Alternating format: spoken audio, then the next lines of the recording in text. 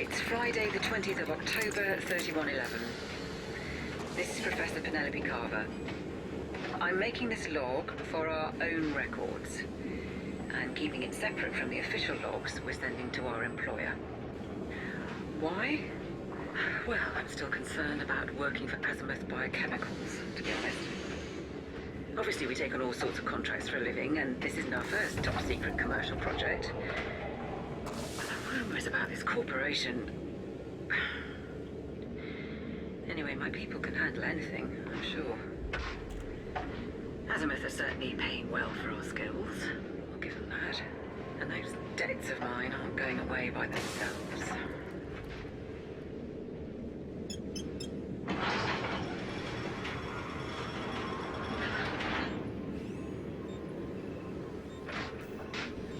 The Nebula has turned out to have a lot more scientific value than I expected. We established a site on this planet on the 13th after we detected some very odd signals, and the whole team is excited about what we found. That's another reason I'm logging this. If this turns out to be a big discovery, I want our names attached. The things growing here are like nothing on record. Definitely organic life, but with crystalline or metallic elements and chemistry that even O'Keefe can't make sense of. They're giving off signal bursts on all sorts of frequencies. So are they living organisms or machines of some kind? Murphy and Sheng both think they're alien in origin, as in constructed by non-humans. But Kamalo found that so hilarious we had to turn off his comms. Our transport ship is long gone by now, but Taylor's using the beacon to transmit our findings back to the company in the Chokchan system. She said the built-in encryption software is top of the line, which makes me think the stories about Azimuth and its rivals might be true. They obviously want to keep whatever we find, or to them... Oh. Something's going on. I can hear everyone shouting. Did the scouting party find something?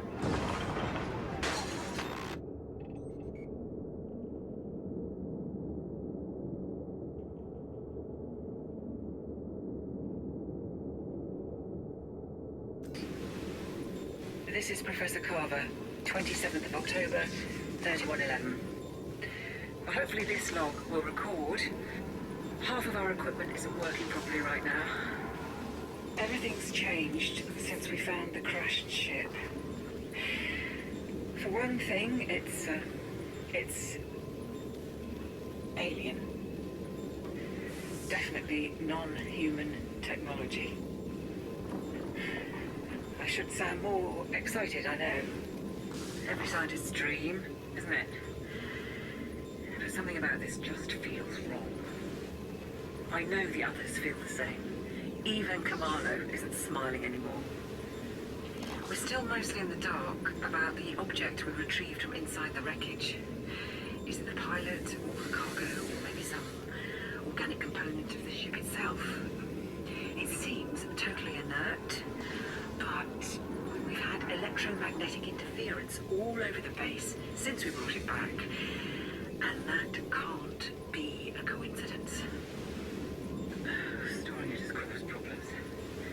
Sheng lashed something together using the strongest bulkheads he could find, but apparently it's still breaking that down.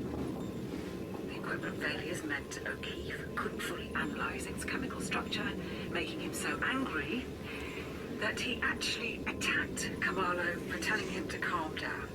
I've never had to break up my people like that. We've worked together for years.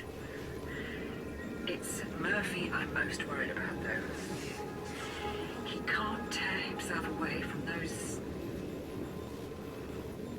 growths on the surface. The stones, he calls them. Like the Neolithic standing stones on Earth. We keep finding him out there in his suit, standing under the jet black sky, staring at them. He won't tell us why. We've been sending back reports, but Taylor just relayed a message that made my blood run cold. Azimuth has ordered us to cease all transmissions and await the arrival of their megaship, the Adamastor, which will transport us and our samples to a secure facility. And now I'm wondering why I got involved with a corporation that's rumored to have its own private army. Have I put everyone at risk by taking this job? I'm going to try making this log again. While the data drives are still functioning, they could go again at any time. Nothing works properly anymore. Especially not us. It's the 30th of October. The object in our storage cage has become noisy. I have a suspicion it's even noisier on infrasonic frequencies, which would explain why everyone is on a knife's edge and unable to sleep. I would ask Mahmoud to do some studies, but he's in the infirmary after his run-in with Kamalo. God, I've never seen my team like this. What's wrong with them? But that's not the important thing. I don't think the ship that crashed was alone. As yesterday, O'Keefe came bursting in through the airlock like a pack of wolves was after him. He said there were lights shining down on the growths and on Murphy, who was just standing there. He couldn't make out where they came from, only that the nebula above us seemed to be moving. He said the night was opening up like a giant mouth. I don't know where Taylor's got to, so I tried the comms beacon myself and found a message saying the Adamastor has arrived in the system. That should be a relief. But actually, it twists my gut. What are Azimuth going to do with the thing we found? And what are they going to do with us?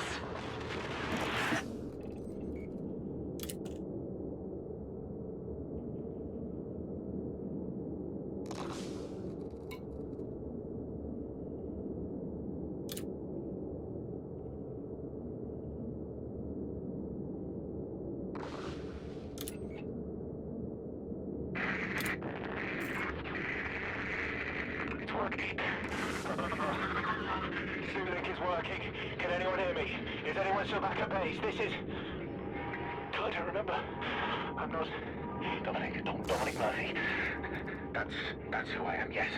This is Dr. Murphy reporting.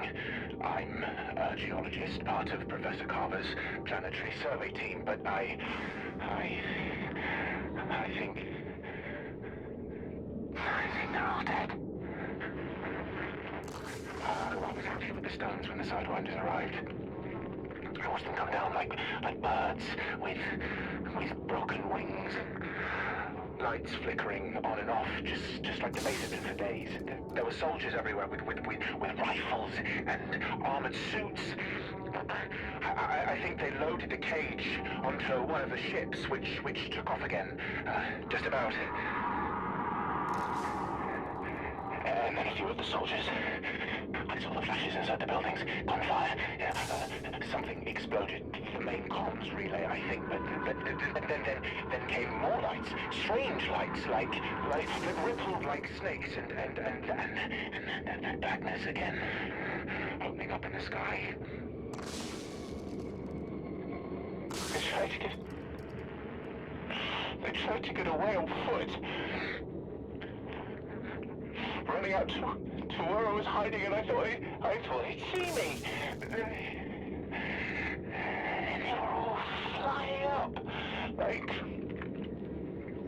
like toy soldiers, thrown in the air, pulled up into the lights.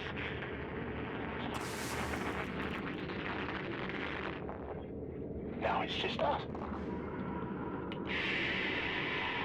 Me and the stone. They're all I can hear. Much louder now, but not hurting like people's voices used to. Loud, but far away.